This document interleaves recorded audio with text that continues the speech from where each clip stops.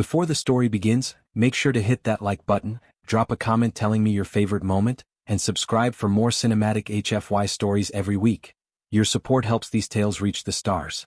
The galaxy kept its secrets well, but none were guarded more fiercely than the creature the warlords called their war beast. Across 1,000 systems, its name carried the weight of a dying star, Varkun. It was spoken only in whispers, usually by those who had already made peace with death. Entire outposts vanished without a trace when it was deployed. Human analysts estimated it had ended more lives than some minor plagues. Alien strategists believed it to be a perfectly engineered monster. The warlords knew better. They understood it was something far older, far crueler, and only barely contained. On the flagship Crucible of Night, the air trembled as the beast was dragged through a corridor reinforced with metals no human language had words for.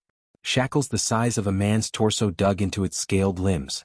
The guards, towering Korthan warriors, kept their claws tight around the electrified chains, though their hands trembled despite the voltage humming beneath their palms.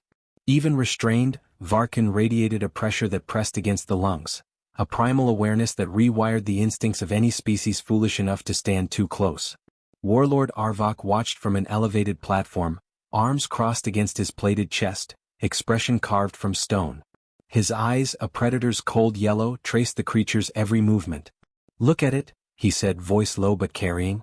"The apex of all living weapons. A beast even the void respects." "Unpredictable," one of his advisors murmured. "We should not rely on something that remembers freedom." Arvok's lips curled. "That is why we carve obedience into it." Varkun lifted its head then, as if sensing the warlord's gaze. Its 4 eyes narrowed, not with animal confusion but with an intelligence the warlords constantly denied existed. Arvok ignored the flicker of cognizance. His empire had broken legions. One creature would not trouble him. Down below the observation deck, near the carrier's assault bay, a smaller procession of prisoners was being herded from a captured human outpost. Most were malnourished, injured, or terrified. Only one stood upright despite his restraints, a human male with dark hair matted from smoke and exhaustion. Elias Ward, former planetary scout. His uniform was torn, his left arm wrapped in improvised bandages, but his stance remained unbowed. When the guards shoved him forward, he didn't stumble. He lifted his eyes toward the war beast as though looking at a storm he had already survived once today. His pulse quickened, but he didn't look away. One of the Korthan guards hissed a laugh. "The mammal thinks staring will help." "It listens," Elias said, surprising even himself with the steadiness of his voice. Arvok descended the metal steps with slow, deliberate steps. Bold for one whose species barely understands survival. Elias held the warlord's gaze. Bold, or tired of hearing the same recycled insult from aliens twice my size? A few guards bristled, but Arvok lifted a hand. "Keep him alive. The war beast feeds on fear. A defiant human might amuse it before it tears him apart." Elias didn't flinch, but his mind raced. He had heard rumors, every soldier had, of a creature that could kill platoons before the distress signal finished transmitting. He hadn't expected to see it in chains. And he certainly hadn't expected the sudden sharp glint in its eyes when their gazes met, as though it were studying him with the same curiosity he aimed at it. A siren echoed across the assault bay. The floor panels split open, revealing the deployment cradle, massive rotating rings filled with containment fields meant to drop the war beast directly into a battleground. Varkun's chains retracted, metal groaning under strain, until the creature's body levitated within the shimmering field. Its claws flexed. Muscles rippled beneath its armored hide. Arvok stepped beside Elias and pointed toward a projection showing a cluster of surviving human resistance shelters. "Your people hide like frightened insects. Today Varkun will remind them of their place." Elias swallowed hard. "You think unleashing that on us proves strength?" "It proves inevitability," Arvok said. "And it ends this tiresome rebellion." The containment rings widened. Energy crackled. The war beast lowered its head, preparing for release. Elias turned his gaze to the creature one more time. He saw the scars beneath the armor like scales. The puncture wounds from implanted control nodes. The faint tremor of muscles bracing not for battle, but for pain. Not a weapon. A prisoner. A spark of anger stirred beneath his fear. The deployment engines howled. The cradle flashed. And then the unexpected happened. Varkun twisted mid-air, not toward the battlefield image, but toward the platform where Elias stood. The containment field wavered, flickering for half a second, just long enough for the creature's clawed hand to slam against the barrier. The shockwave rattled the metal all the way up the observation deck. Guards raised their rifles. Arvok snarled orders. Elias should have backed away. Instead, he stepped closer, drawn by a force he couldn't explain. For a heartbeat, man and monster faced each other without chains, commands, or control fields dictating the moment. Varkin's 4 eyes focused entirely on him, ignoring everyone else. The cradle alarms blared in warning. Stabilize the field. Arvok roared. But the creature remained motionless now, claw still pressed against the barrier, breath slow and deliberate, as though it had found something more compelling than the Warlord's commands or the battle it was meant to fight. Elias whispered, barely audible, "You're not doing this freely, are you?" Varkin's pupils narrowed. A low, resonant growl vibrated through the air, not threatening but almost answering. Arvok signaled the tech crew. Reset its mind. Now. The control implants lit up, pulsing deep within the war beast's skull. The creature snarled, jaws clenched, muscles spasming under the surge. The field stabilized violently, snapping it back into full containment. Elias's chest tightened as he watched the creature struggle. Not with hunger or instinct, but with agony. The warlord stepped forward. The beast goes where I command. And today, it will dismantle what remains of your species. Elias's jaw clenched. He didn't know why he felt a sudden reckless need to say something. Maybe defiance was all he had left. Maybe something in the creature's eyes had sparked a dangerous understanding. That thing isn't loyal to you, he said quietly. You just hurt it until it obeys. Arvok turned, expression venomous. Its pain is irrelevant. Its purpose is absolute. Elias looked at Varkin again. For the brief seconds their eyes locked, something passed between them. A silent impression that the war beast understood far more than its captors believed, and that this moment was not the end of anything. It was the beginning. The deployment cradle roared to life once more. Chains disengaged. Energy built toward detonation. And Varkin, despite everything done to break it, kept its gaze fixed not on the battlefield below, but on the human who refused to fear it. The warlords would call it a glitch. Elias knew better. And the galaxy was about to learn why. The cradle did not release the war beast onto the battlefield as intended. Instead, Arvok ordered a delay that rippled through the ship like a held breath. Something had gone wrong and the warlord did not yet know what. He would not admit uncertainty before his commanders, so he dressed the hesitation as strategy. Varkin was returned to containment, the field tightening until the air around it shimmered with restrained violence. Elias was escorted to a holding cell meant for observation rather than comfort. Its walls were transparent alloy, angled so nothing within could be hidden from the cameras. He sat on the bench provided, wrists cuffed, breathing slow and measured. His heart still hammered from the moment at the cradle, when the creature had turned toward him and the universe had seemed to pivot around that decision. He replayed the look in those eyes, the not quite human awareness that refused to align with everything he had been taught to expect from monsters. Minutes stretched. Then the cell lights dimmed, replaced by the dull amber of containment protocols. Across the corridor, Varkin was lowered into an adjacent chamber, separated from Elias by only a reinforced barrier and a line of flickering energy. The creature's bulk filled the space, every breath a thunderous reminder of what it could do if released. Control nodes pulsed along its skull and spine, their light biting into flesh with each enforced command cycle. Its posture was rigid, as if anticipating pain before it arrived. Elias rose to his feet before he realized he was moving. He approached the barrier slowly, palms open, careful not to trigger whatever threat algorithms watched from behind invisible lenses. His reflection overlaid itself on the creature's silhouette, making him look even smaller by comparison. He swallowed and spoke, keeping his voice low. They hurt you when you don't do what they want. Varkin's head shifted an inch. One eye rotated, fixing on him. There was no snarl, no roar. Just attention. Elias took a breath. I know something about that.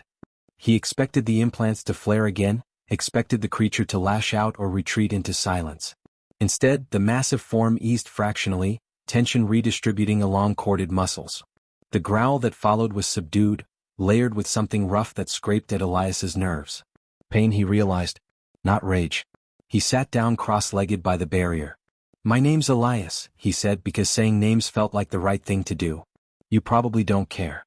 But I want you to know I'm not here to hurt you. The words felt thin in the air between them.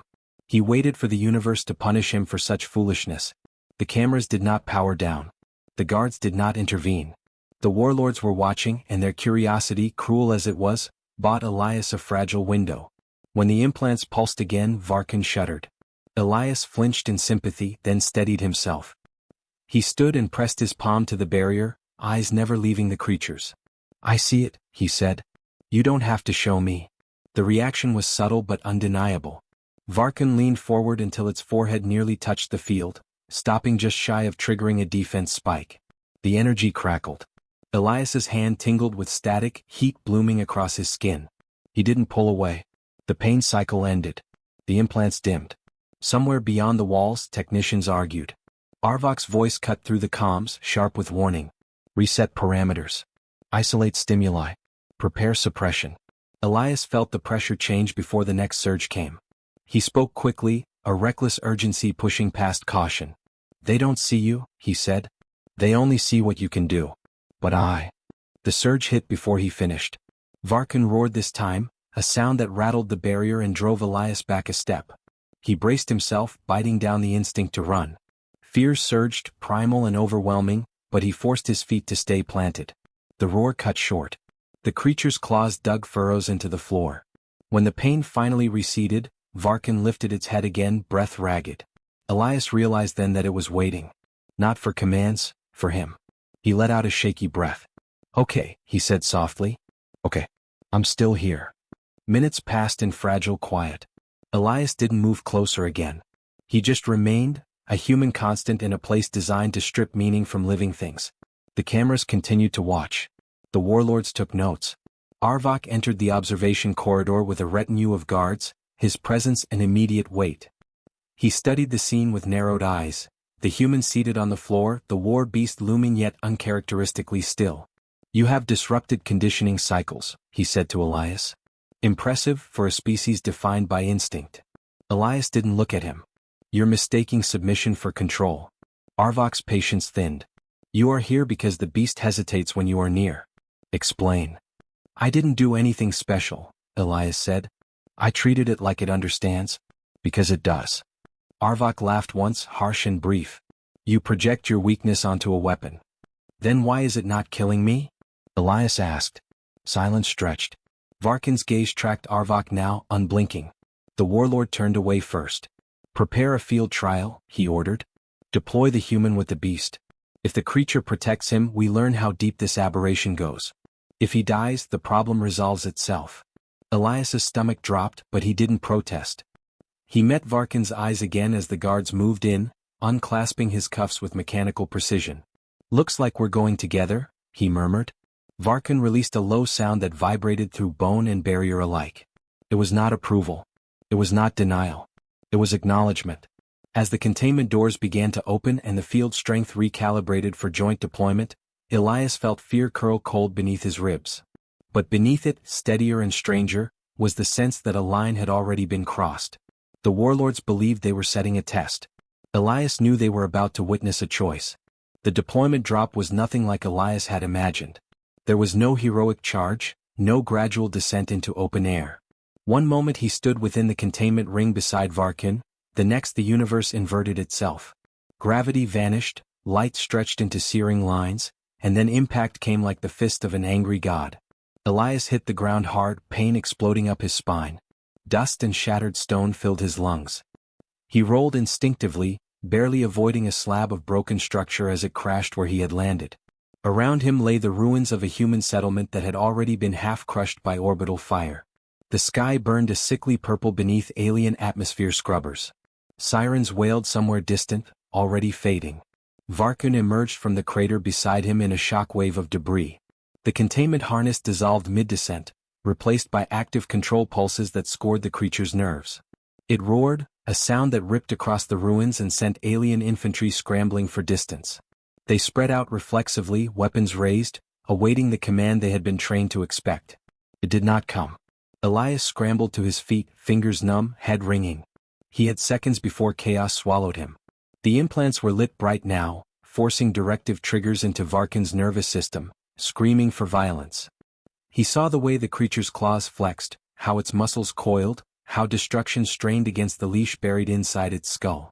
Instinct screamed at Elias to run. Instead he stepped forward. The movement drew attention. Varkin's head snapped toward him, four eyes focusing with terrifying speed. Elias felt the weight of that gaze like a physical pressure, pinning him in place. His heartbeat thundered in his ears. He raised his hands, slow, deliberate, ignoring the shouting aliens behind him. "I'm here," he said, his voice almost lost beneath the crackling energy of the control field. "You don't have to guess." The creature hesitated. It was subtle, a fractional delay in the violence woven into its muscles, but Elias saw it all the same. He closed the distance until the heat of Varkin's body washed over him, until the ground vibrated beneath its restrained fury. The first command pulse struck without warning. Varkin convulsed, roaring as pain cascaded through it.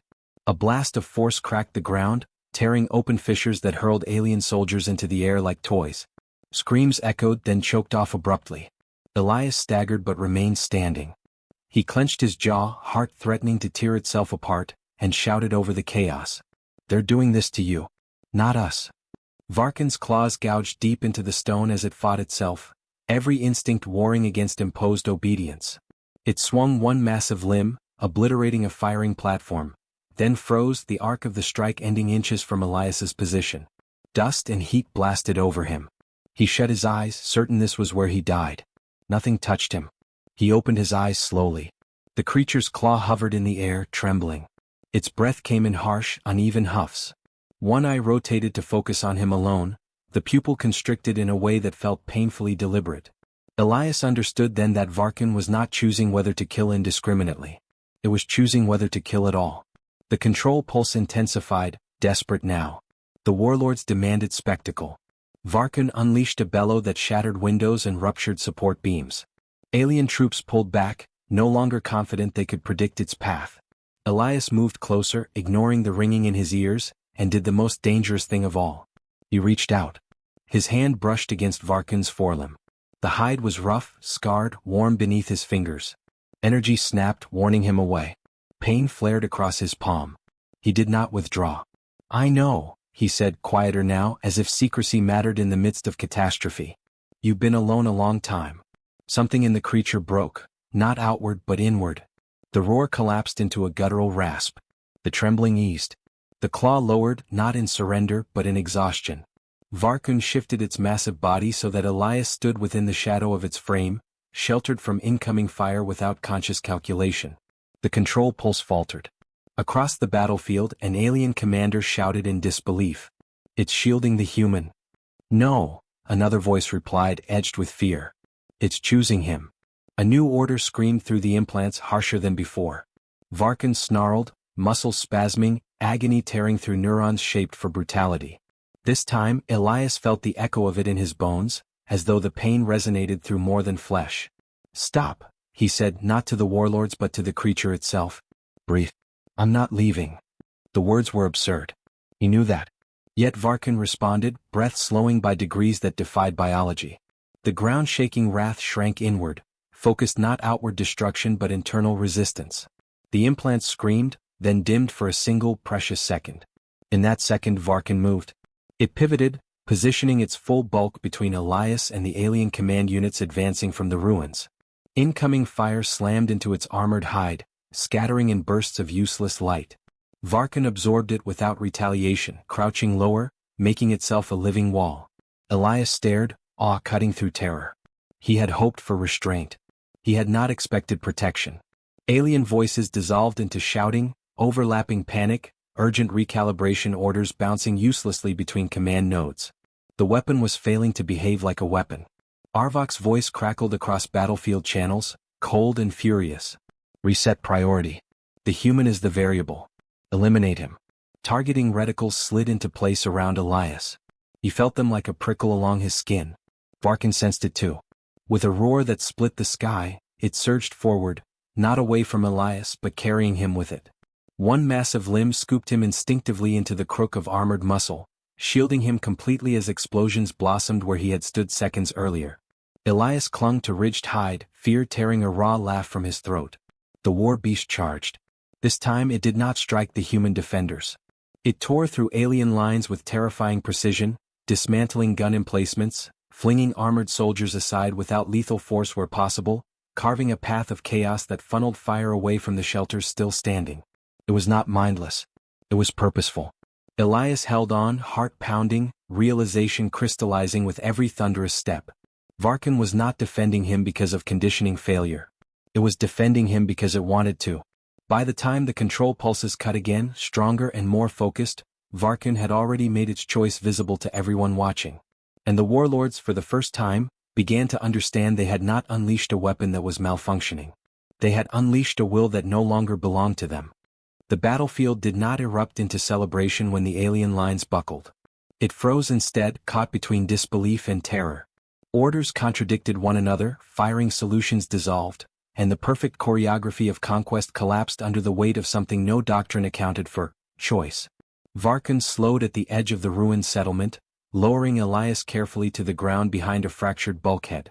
The creature turned its massive frame sideways, presenting layered armor to incoming fire while keeping the human protected. Explosions burst against its hide in brilliant flares, but Varkan did not charge blindly. It watched. Calculated. Every movement was deliberate, the precision of a thinking being rather than a raging beast. Elias crouched, lungs burning, awareness sharpening despite the chaos. He understood now that fear alone would not keep him alive. Trust might. He stayed within reach of Varkan's shadow, close enough that the creature could sense him without looking. When alien fire intensified, Varkan adjusted, shielding him with instinctive efficiency that suggested this role felt natural. Above them, the sky split as warship cannons realigned. Arvok had lost patience. Full suppression, the warlord's voice thundered across all channels. If the weapon will not obey, remove its impediment. Energy lanced downward, carving molten scars across the ground. One strike hit too close. The shockwave hurled Elias against the bulkhead, knocking the air from his lungs. Pain flared white-hot across his ribs. He slumped, disoriented, vision flickering. Varkan roared. The sound was not raw fury, it was accusation. The creature twisted toward the sky, eyes blazing, and unleashed a force that bent the air itself. It leapt, launched, through fire and debris, slamming down among the alien command units with controlled devastation. Structures shattered. Shields buckled. The enemy was scattered in seconds. Elias pushed himself upright, choking back pain. He saw what the warlords did not. Varkan avoided crushing human structures even as it reduced alien formations to ruin. Every step was measured, every blow disciplined. The creature was not lashing out. It was fighting for something. A secondary surge slammed through the implants, sharper, more invasive. Varkan faltered mid-stride, claws digging trenches as it fought the intrusion. Its movements became uneven, jaw clenched, breath ragged. This time, Elias felt panic claw up his spine. He ran without thinking. He reached Varkan just as it dropped to one knee, the ground cracking under its weight. The implants burned bright, threads of energy arcing across its skull. The warlords had escalated beyond conditioning. They were tearing memories apart, unraveling whatever allowed the creature to think beyond commands. "Hey," Elias said urgently, placing a hand against the armored ridge near Varkan's chest. The heat was intense, the vibration jarring, but he held on. "Look at me. Don't let them take it." Varkan's gaze snapped to him, unfocused at first, then slowly clearing. The pain did not recede, but something else rose to meet it, resolve hardened by choice rather than coercion. Alien dropships descended, disgorging reinforcements bristling with heavy weapons. The warlords had decided. If Varkan could not be controlled, it would be destroyed, human casualty acceptable. Elias saw the targeting lasers converge. "You don't have to do this alone," he said, the words tumbling out, reckless but true. "You protected us. That matters." The implants screamed in protest. Varkan surged to its feet with a force that broke something internal and external all at once. Energy arced wildly as control nodes sparked, then failed. One implant detonated, hurling fragments outward in a burst of smoke and light. The pain must have been catastrophic, but the roar that followed carried triumph threaded through agony. The creature reared, fully upright, towering against the ruined skyline. Alien fire poured into it, but momentum had shifted. Varkan charged the dropships not with blind rage but devastating intent, ripping through hulls and engines, sending wreckage spiraling harmlessly away from human positions. Elias watched, breathless, awe-eclipsing fear. The galaxy's most feared predator was not conquering. It was liberating itself. Arvok appeared on a forward hollow interface above the battlefield, his expression stripped of arrogance, replaced by something sharp and calculating. "Human," he snarled, focusing on Elias. You have compromised an asset worth entire star systems. Elias looked up at him, bruised and bloodied, and laughed despite himself. You built a slave and expected it to stay silent. Arvok's gaze flicked to Varkun, who stood between the projection and the humans below, shoulders squared, defiant. It will die, the warlord said. And so will you. Maybe, Elias replied. But not the way you planned. High above, human evacuation shuttles punched through the cloud layer, drawn by chaos the warlords could no longer contain. Their transmissions flooded the air, frantic, disbelieving, hopeful. Evidence of everything unfolding streamed across open channels, intercepted by dozens of observing species who could not look away. Varkun returned to Elias's side, towering and battle-scarred.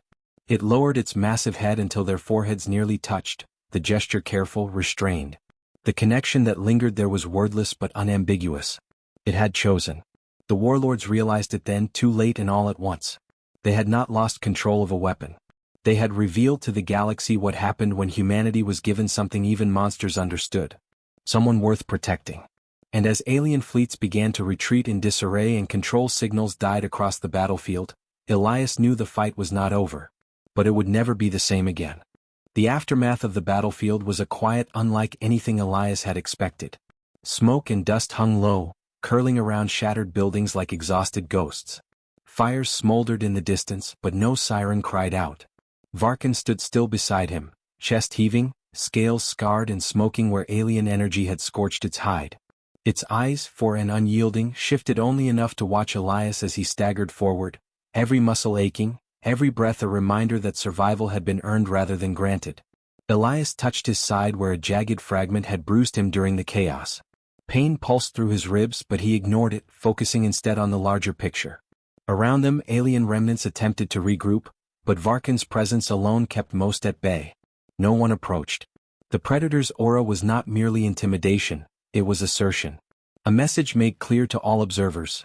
The human and this apex predator were no longer aligned to the same hierarchy as the warlords or their fleets. In the aftermath, Arvok's voice crackled over intercepted comms, stripped of arrogance and replaced with measured fury. It has chosen a mammal over us. This defies reason, biology, everything we understand. His advisors were silent, witnessing an impossible truth. For the first time in recorded warlord history, obedience had not been absolute. Choice, raw, uncalculable choice, had overridden centuries of dominance. Elias moved through the ruins, noting the faint signals of surviving human evacuees, guiding them away from danger. He did not boast, he did not command. He simply pointed and spoke, and Varkun mirrored his actions, moving with him as shadow and shield. Together they were a singular presence. Human instinct and alien might intertwined. Soldiers whispered in awe as they passed, realizing that the predator's violence had a limit, a purpose. Unlike the warlord's armies, it did not kill indiscriminately. Protected. The humans who had survived were shocked at first. Some fell to their knees, staring at the massive creature that had once been humanity's nightmare, now standing sentinel. Others whispered questions, almost afraid to speak.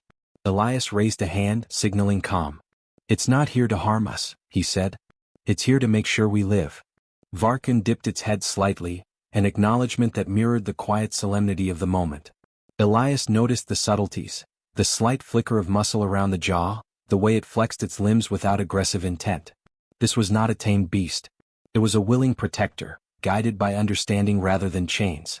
Far above, the alien fleets had begun to retreat. The warlords, confronted with an outcome their doctrines could not explain, were forced into a strategic withdrawal. Their calculations had failed, their weapons rendered irrelevant. The galaxy would remember not just that humanity had survived, but that a species long dismissed as weak had forged a bond with a creature designed to annihilate. Intelligence, empathy, and courage had triumphed where technology and terror had faltered. Elias surveyed the horizon, the faint glow of dawn spilling over the remnants of the outpost. Despite the destruction, there was hope here. And though he bore the marks of battle, he did not see himself as a survivor. He saw himself as part of a continuum, one that included not only humans but the predator who had chosen to stand with them. Varkun's gaze shifted toward the rising sun, but never left Elias. That loyalty, hard-earned and unwavering, was now a shield for more than just one man. Among the observers, species across light years recorded the event. Analysts debated and argued, but the evidence was undeniable. Humanity had redefined the apex predator's allegiance, overturning assumptions across multiple sectors. Councils convened in urgency, recognizing that any underestimate of humans could carry catastrophic consequences. Elias had not fought to dominate but to connect. And that connection had rewritten the rules. Elias finally approached Varkun, his voice quiet, almost reflective. You could leave. No one would stop you. The creature shifted its weight slightly as if contemplating the suggestion, then nudged him with a massive snout. Not command, not coercion. A choice reaffirmed. Elias smiled faintly. Then I guess we keep moving forward together. They departed the ruins side by side. Elias knew that this partnership would draw attention, challenge preconceptions, and invite conflict from those who could not fathom loyalty forged rather than imposed. Yet he also knew that what had begun here would ripple across the galaxy. The Predator had chosen a human not as master, not as prey, but as equal. And in that decision lay the defining statement. Power alone did not determine the course of events. Courage, morality, and understanding could bend even the deadliest weapon toward protection rather than destruction. The alien warlords would return, armies would be rebuilt, and systems would continue to wage war across the stars. But Elias and Varkun had set a precedent. The galaxy had seen a predator protect a human, and it had changed everything. Humanity was no longer a species to fear or dismiss. They were a species that could inspire loyalty where fear had once ruled. Elias looked at the horizon again, wind carrying the faint scent of smoke and ash. He knew the story would be retold countless times, and the lesson embedded deep into galactic memory. The Predator had been the ultimate weapon, and yet it had chosen something else entirely. That choice, not violence, defined the moment. That choice was proof that humanity, small and fragile as it appeared, had something the galaxy's most feared beings could not ignore. Varkun lowered its massive head once more, nudging Elias's shoulder in a silent affirmation. Together they walked into the uncertain future, a human and a predator, not bound by chains, but by mutual respect and understanding. And somewhere deep in the universe, civilizations began to reconsider what it meant to be truly dangerous, and what it meant to be worth protecting.